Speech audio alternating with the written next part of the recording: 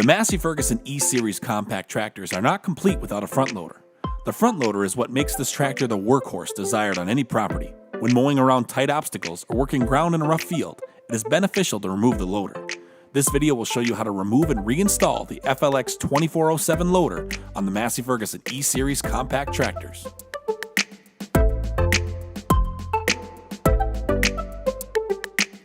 Park the tractor on a hard, level surface.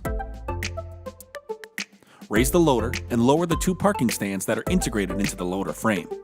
Pull up on the feet to unlock. Lower the loader to the ground.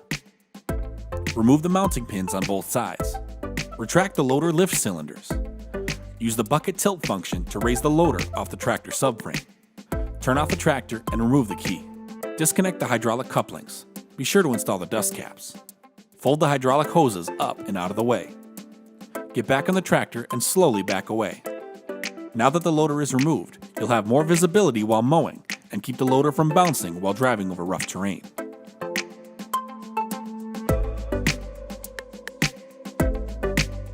Slowly drive into the loader frame, aligning it with the tractor subframe.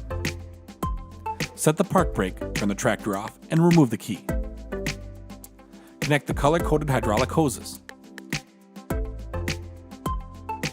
Get back on the tractor and slowly tilt the bucket down to lower the loader onto the tractor subframe. Extend the loader lift cylinders to line up with the mounting holes. Install the mounting pins on both sides. Raise the loader and fold the two parking stands. You're now all set.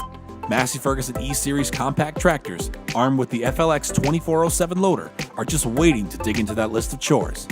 To find out more information or check out options like third function, visit your local dealer or check our website at masseyferguson.us.